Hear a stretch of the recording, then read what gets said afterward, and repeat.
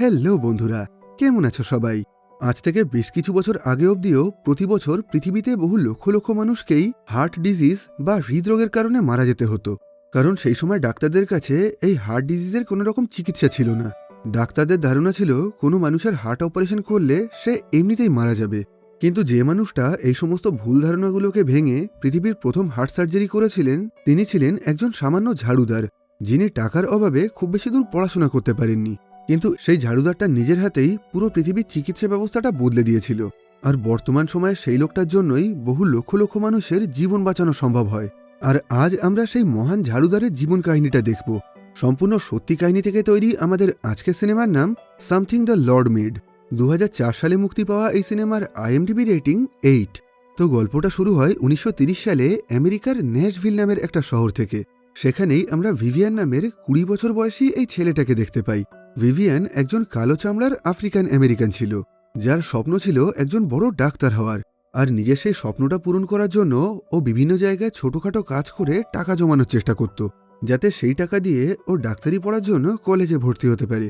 কিন্তু একদিন হঠাৎ করেই ভিভিয়ানকে ওর কাজের থেকে বের করে দেওয়া হয়, কারণ ওর মালিকের কাছে কাজ করার জন্য কর্মচারী অনেক বেশি হয়ে গেছিল। আসলে এই সময় অবধিও আমেরিকায় কালো মানুষদেরকে খুবই নিচু চোখে দেখা হতো, আর তাদের সঙ্গে সবসময় খুবই বাজে ব্যবহার করা হতো, যে কারণে এই সমস্ত কালো মানুষরা কখনোই কোনো ভালো জায়গায় ভালো চাকরি করতে পারত না। আর সেজন্যই এই সমস্ত ছোটখাটো নিচু কাজ করার জন্য কালো চামড়ার কর্মচারীর সংখ্যা সবসময় একটু বেশি থাকত। এখন কাজ হারানোর পর ভিভিয়ান খুবই হতাশ হয়ে ওর একটা বন্ধুর সঙ্গে দেখা করে।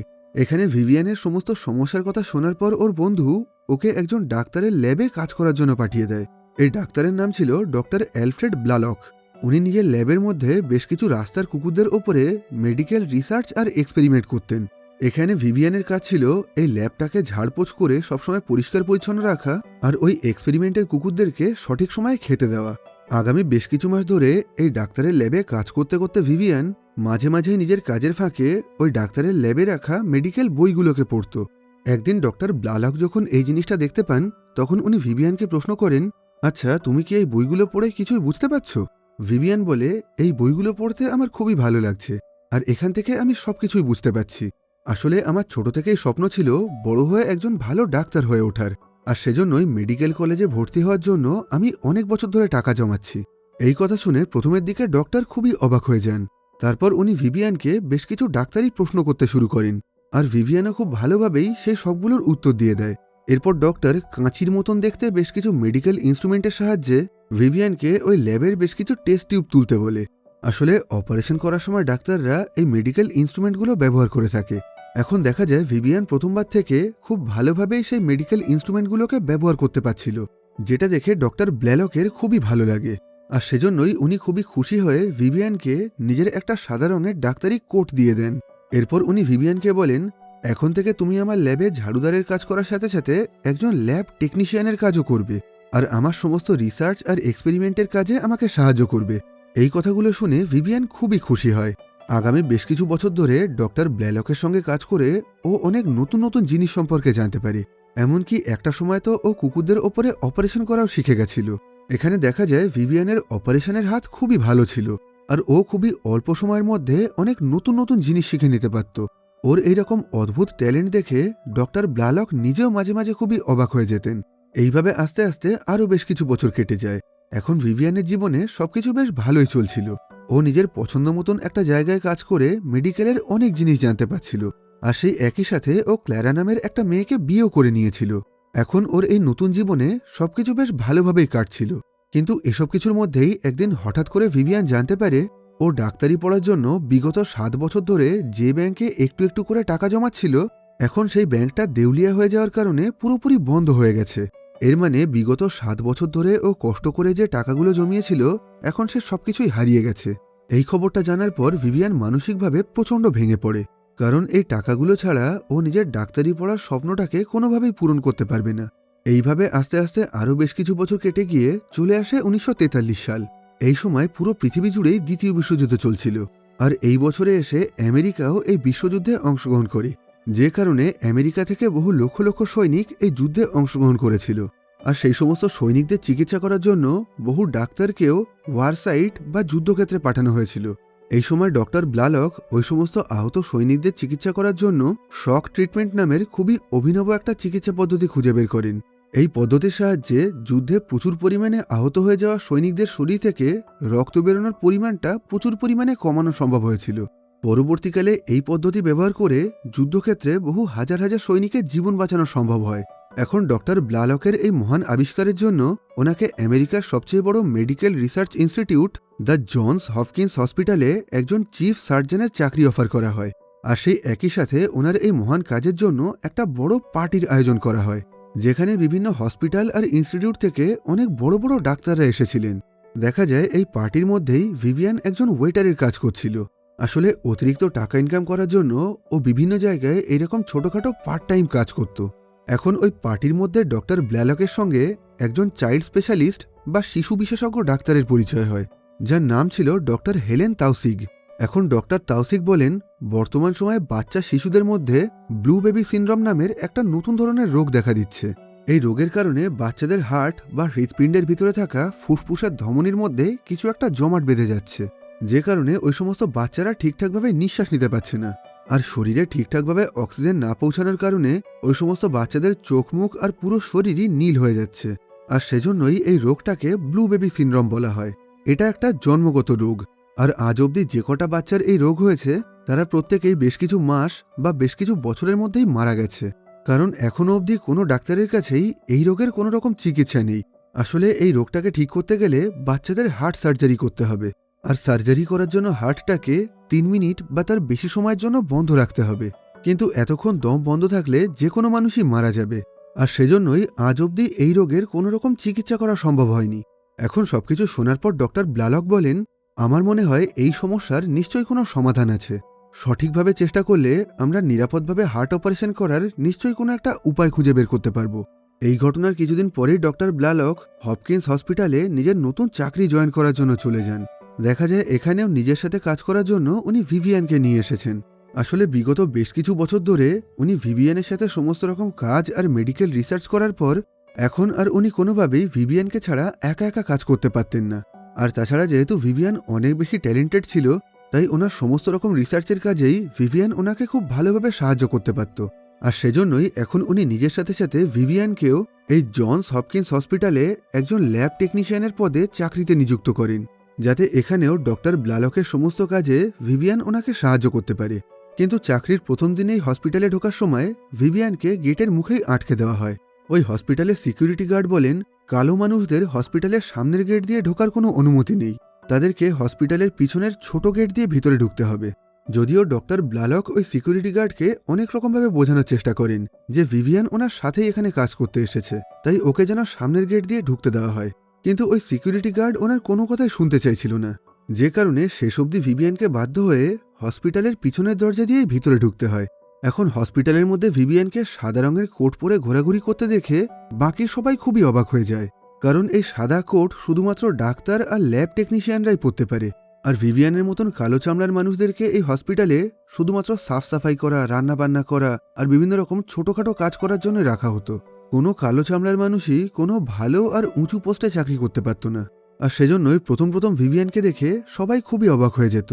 এমনকি অনেক ডাক্তার তো ভিভিয়ানকে অপমান করার জন্য সরাসরি বিভিন্ন রকম উল্টোপাল্টা কথা বলতো। এই হসপিটালে কাজ শুরু করার কিছু সপ্তাহের মধ্যেই ডক্টর ব্লালক আর ভিভিয়ান প্রথমবারের জন্য কোনো ব্লু বেবি সিনড্রোমের বাচ্চাকে সামনাসামনি দেখতে পায়।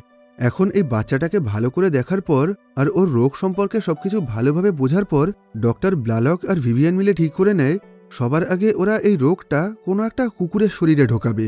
তারপর ওরা ওই কুকুরটার হার্ট সার্জারি করে তাকে পুরোপুরি সুস্থ করে তোলার চেষ্টা করবে। আর একবার সফলভাবে এই অপারেশনটা করতে পারলেই ওরা মানুষের বাচ্চাদের ওপরেও এই অপারেশনটা করে তাদেরকে সুস্থ করে তোলার চেষ্টা করবে। কিন্তু সমস্যা হলো ব্লু বেবি সিনড্রোম একটা জন্মগত রোগ, তাই এটাকে কৃত্রিমভাবে কোনো কুকুরের শরীরে তৈরি করা খুবই কঠিন ব্যাপার ছিল। এখন ডক্টর ব্লালক আর ভিভিয়ান দুজন মিলেই বিভিন্ন রকম কুকুরদের ওপরে এক্সপেরিমেন্ট করতে শুরু করে। কিন্তু যেহেতু এই সময় দ্বিতীয় বিশ্বযুদ্ধ চলছিল, তাই ডক্টর ব্লালককে মাঝে মাঝেই আহত সৈনিকদের চিকিৎসা আর সার্জারি করার জন্য যেতে হতো। আর সেজন্য উনি মাঝে মাঝেই ব্লু বেবি সিনড্রোমের ওপরে রিসার্চ করার কোনো রকম টাইম পেতেন না। এই সময় সমস্ত রিসার্চ আর এক্সপেরিমেন্টের কাজ ভিভিয়ান একাই করত। এই সময় ভিভিয়ান 200টারও বেশি কুকুরের ওপরে রিসার্চ এক্সপেরিমেন্ট আর সার্জারি করে তাদের শরীরে সেই ব্লু বেবি সিনড্রোম রোগটা জন্ম দেওয়ার চেষ্টা করে। আর সেই একই সাথে ও ছোট বাচ্চাদের শরীরে অপারেশন করার জন্য বিভিন্ন রকম নতুন নতুন আর আধুনিক ধরনের ইনস্ট্রুমেন্ট তৈরি করে। এমনকি অপারেশন চলাকালীন বাচ্চাদের নিঃশ্বাস নেওয়ার জন্য ও মোটর লাগানো একটা নতুন ধরনের ব্রিদিং ডিভাইস তৈরি করে। সময়ের সাথে সাথে ভিভিয়ান নিজের কাজে এতটাই পারদর্শী হয়ে গেছিল যে ও পুরোপুরি চোখ বন্ধ করেই একদম নিখুঁতভাবে কুকুরদের অপারেশন করতে পারত। যে জিনিসটা দেখে ডক্টর ব্লালক আর ওই হসপিটালের বাকি সমস্ত ডাক্তাররাও খুবই অবাক হয়ে গেছিল।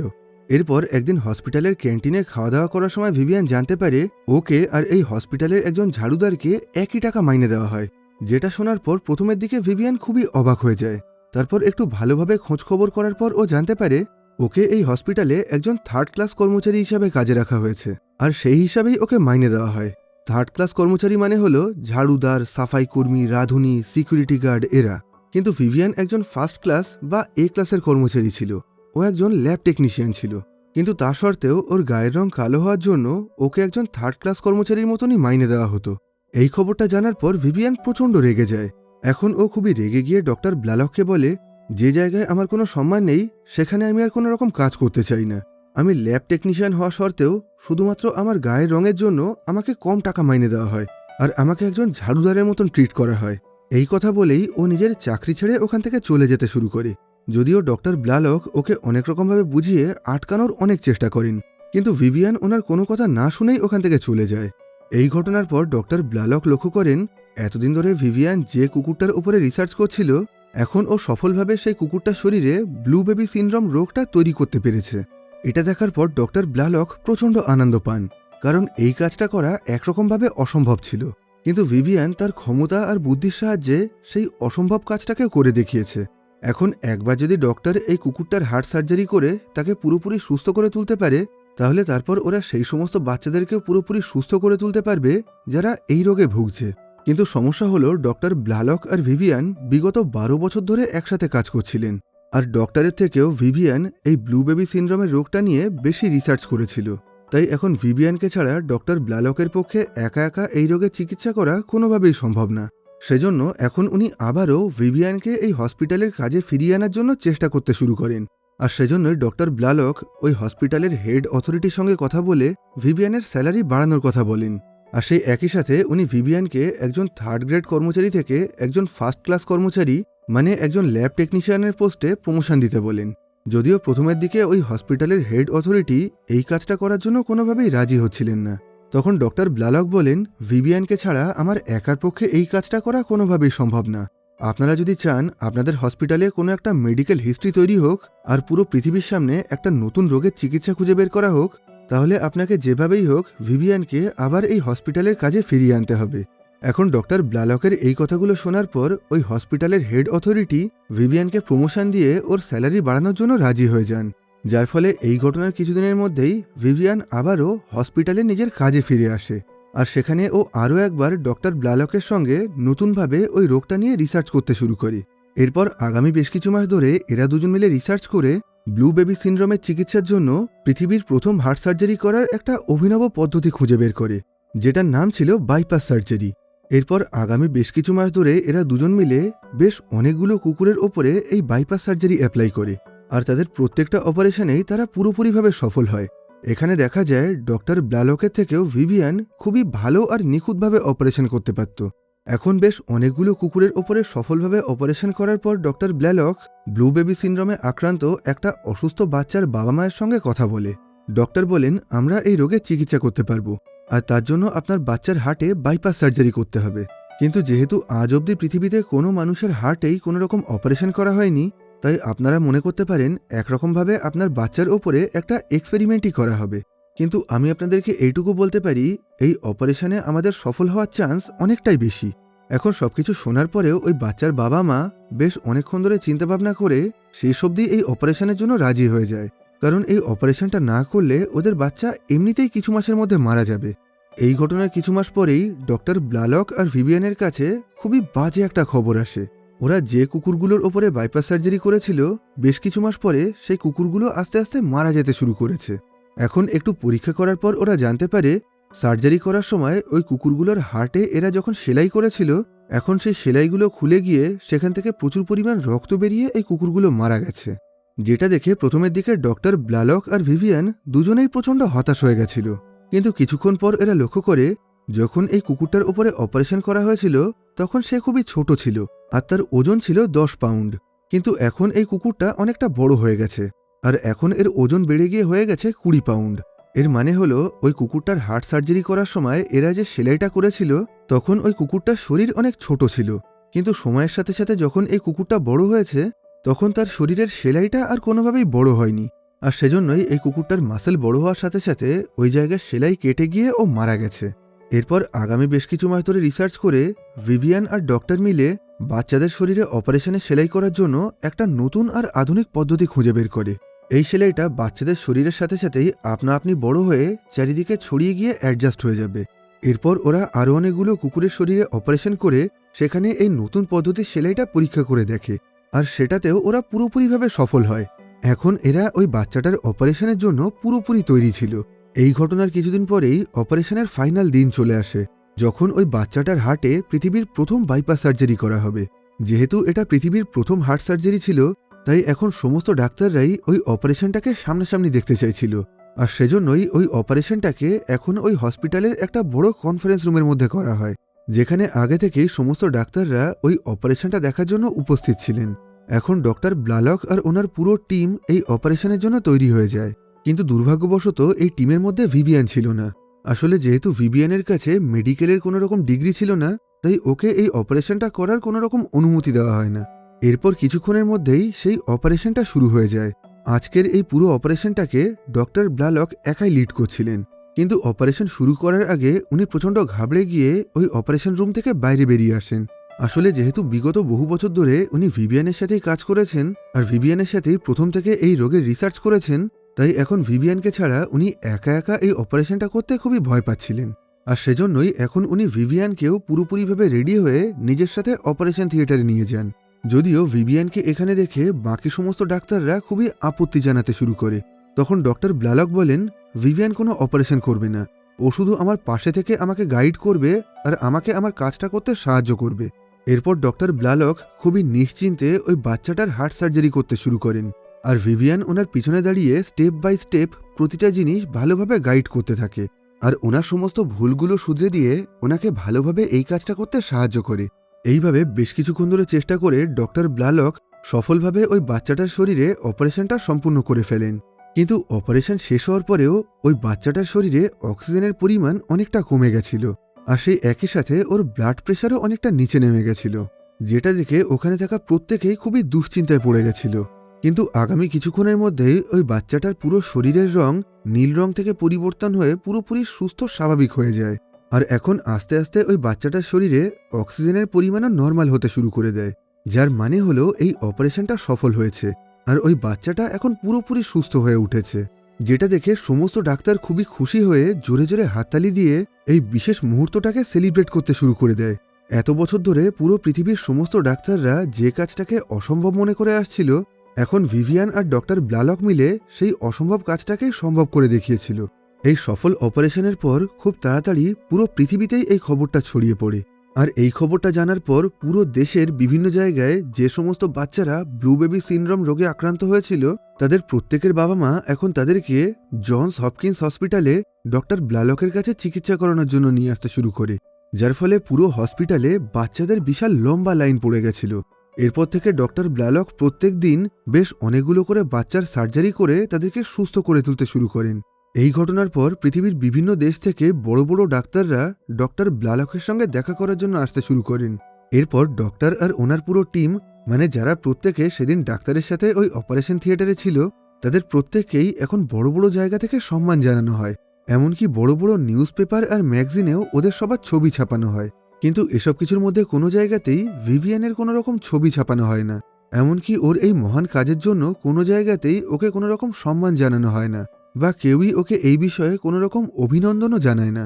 এই পুরো কাজের জন্য ডক্টর ব্লালকের থেকেও ভিভিয়ানের অবদান অনেক বেশি ছিল, কিন্তু তা সত্ত্বেও ভিভিয়ানের সম্পর্কে কোথাও কোনো রকমভাবে উল্লেখ করা হয় না। এই পুরো কাজের কৃতিত্বটাই ডক্টর ব্লালককে একা দেওয়া হয়। এই ঘটনায় ভিভিয়ান মনে মনে অনেক কষ্ট পেলেও ওর মনে হয়েছিল আর কেউ ওর এই অবদানের কথা জানুক আর না জানুক, ডক্টর ব্লালক কখনোই ওর এই অবদানের কথাটা অস্বীকার করতে পারবে না। কিন্তু খুব তাড়াতাড়ি ওর এই ধারণাটা পুরোপুরি বদলে যায়। এই ঘটনার কিছুদিন পর ভিভিয়ান লুকিয়ে লুকিয়ে এমন একটা পার্টিতে চলে যায় যেখানে ডক্টর ব্লালক আর ওনার পুরো অপারেশনের টিমকে সম্মান জানানো হচ্ছিল। ওই অনুষ্ঠান চলাকালীন ডক্টর ব্লালক স্টেজের ওপরে একটা বক্তৃতা দিচ্ছিলেন। ভিভিয়ান মনে করেছিল ডক্টর ব্লালক হয়তো নিজের বক্তৃতার মধ্যে ভিভিয়ানের কথাও সবাইকে জানাবেন, কিন্তু সেখানে ডক্টর ব্লালক নিজের অপারেশন টিমে থাকা বাকি সমস্ত ডাক্তারদের নাম নিয়ে তাদেরকে ধন্যবাদ জানালেও একবারের জন্য ভিভিয়ানের নামটুকুও উচ্চারণ করেননি। এই ঘটনায় ভিভিয়ান মনে মনে খুবই কষ্ট পায়, কারণ এই রিসার্চের জন্য ডক্টর ব্লালকের থেকেও ও সবচেয়ে বেশি কষ্ট করেছিল। কিন্তু এখন পুরো কাজটা সফল হয়ে যাওয়ার পরে ভিভিয়ানকে ও ন্যূনতম কৃতিত্বটুকুও দেওয়া হচ্ছিল না। এখন ভিভিয়ানের মনে হতে লাগে এতদিন ধরে ডক্টর ব্লালক নিজের স্বার্থের জন্য ওকে ব্যবহার করছিলেন, আর সেজন্যই এখন নিজের কাজ মিটে যাওয়ার পর উনি ভিভিয়ানের ব্যাপারে কোথাও কোনোরকমভাবে আলোচনা করছিলেন না। এই ঘটনায় ভিভিয়ান ডক্টর ব্লালকের ওপরে খুবই রেগে গিয়ে ওই হসপিটালের চাকরি ছেড়ে চলে যায়। তবে আসার আগে ও ডক্টরকে বলে, আমি মনে করেছিলাম আপনি হয়তো বাকি সবার থেকে আলাদা, কিন্তু এখন দেখছি আপনারও আমাকে নিয়ে কিছুই যায় আসে না। আমি এত বড় একটা কাজ করার পরেও পুরো পৃথিবীর কেউই আমার ব্যাপারে কিছুই জানে না, আর আপনি নিজে থেকেও কাউকে আমার ব্যাপারে কিছুই জানাতে চান না। যদিও ডক্টর ব্লালক ওকে আটকানোর অনেক চেষ্টা করেন, কিন্তু ভিভিয়ান এখন আর ওনার কোনো কথা না শুনেই ওখান থেকে চলে যায়। এরপর ভিভিয়ান নিজের ডাক্তারি পড়াশোনা কমপ্লিট করার জন্য একটা মেডিকেল কলেজে চলে যায়।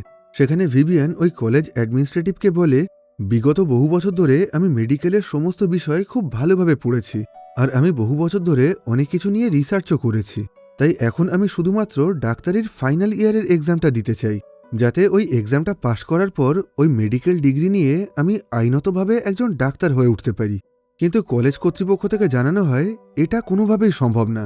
ডাক্তারি পড়তে গেলে আপনাকে সবকিছু প্রথম থেকে শুরু করতে হবে, আর বাকি সমস্ত স্টুডেন্টের সাথে আপনাকে সবকিছু একদম ফার্স্ট সেমিস্টার থেকে শুরু করতে হবে। কিন্তু ভিভিয়ানের বয়স এখন ৩৫ বছর হয়ে গেছিল, ওর একটা সংসার আর দুটো বাচ্চাও ছিল, তাই এখন ওর পক্ষে কাজবাজ ছেড়ে দিয়ে নতুন করে পড়াশোনা শুরু করা কোনোভাবেই সম্ভব না। এই ঘটনার পর ও খুবই হতাশ হয়ে নিজের বাড়ি ফিরে আসে, আর এরপর থেকে ও আবারও আগের মতন বিভিন্ন রকম ছোটখাটো কাজ করে নিজের সংসার চালাতে থাকে। কিন্তু এই সমস্ত নতুন কাজ করতে ওর একদমই ভালো লাগছিল না। ওর মন সবসময়ের জন্য ডক্টর ব্লালকের ওই মেডিকেল চেম্বারের মধ্যে পড়েছিল। ওর বারবার মনে হচ্ছিল ও ডক্টর ব্লালকের কাছে ফিরে গিয়ে আগের মতন নিজেদের সে রিসার্চের কাজটা শুরু করুক। সেজন্য একদিন ও নিজের ওয়াইফের সঙ্গে এই বিষয়ে আলোচনা করে। সবকিছু শোনার পর ওর ওয়াইফ বলে, আমার মনে হয় তোমার এখনই ডক্টর ব্লালকের কাছে ওই আগের কাজে ফিরে যাওয়া উচিত। এই কথাটা শোনার পর ভিভিয়ান ডক্টর ব্লালকের কাছে আবার নিজের পুরনো কাজটা করার জন্য ফিরে যায়। এখন ডক্টর ব্লালকও খুবই খুশি মনে ওকে কাজে রেখে দেয়। এরপর থেকে আবারও ওরা দুজন আগের মতন একসাথে কাজ করতে শুরু করে দেয়।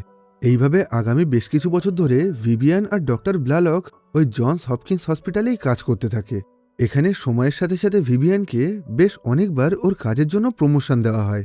এরপর আস্তে আস্তে বেশ কিছু বছর কেটে গিয়ে চলে আসে ১৯৬৪ সাল।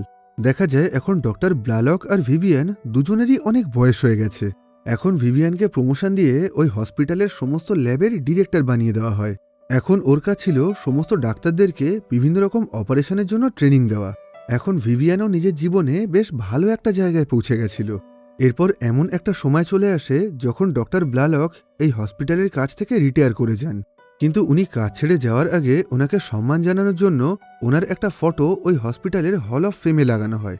এখানে সেই সমস্ত ডাক্তারদের ছবি লাগানো হয় যারা নিজেদের জীবনে অনেক বড় কিছু করতে পেরেছে। নিজের এই ছবিটা দেখে ডক্টর ব্লালক খুবই খুশি হন, কিন্তু ভিভিয়ানের একটু হলেও মন খারাপ হয়ে গেছিল, কারণ ডক্টর ব্লালকের মতন ও অনেক বড় কাজ করেছিল। কিন্তু দুর্ভাগ্যবশত না ও কোনো ডাক্তার ছিল আর না কোনো সাদা চামড়ার মানুষ ছিল, সেজন্যই ওর ছবিটা আর এখানে দেওয়া হয়নি। এখন ডক্টর কাজ ছেড়ে চলে যাওয়ার পর ভিভিয়ান এই হসপিটালে একা হয়ে যায়।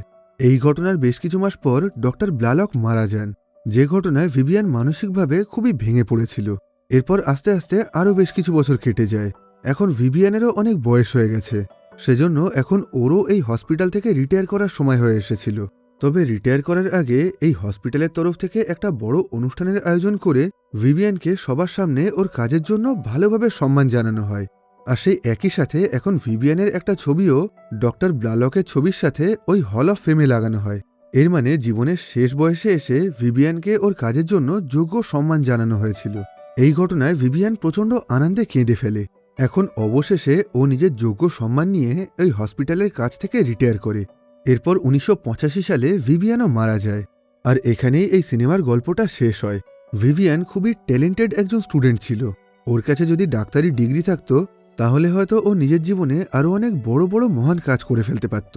বেশি দূর পড়াশোনা না করে কোনো রকম ডিগ্রি ছাড়াই একজন সামান্য ঝাড়ুদার থেকে ভিভিয়ান এমন একটা অসম্ভব কাজ করে দেখিয়েছিল যেটা পুরো পৃথিবীর ইতিহাসে সারা জীবনের জন্য অমর হয়ে থাকবে। ভিভিয়ান দেখিয়ে গেছে মানুষ ইচ্ছা করলে যে কোনো অসম্ভব কাজকেই সম্ভব করতে পারে। তো আজকের মতন এই ভিডিওটাকে এখানেই শেষ করছি। ভিডিওটা তোমাদের কেমন লাগলো কমেন্ট বক্সে জানিও। ভালো লাগলে লাইক করো আর খারাপ লাগলে ডিসলাইক করো। আবার দেখা হবে পরবর্তী ভিডিওতে।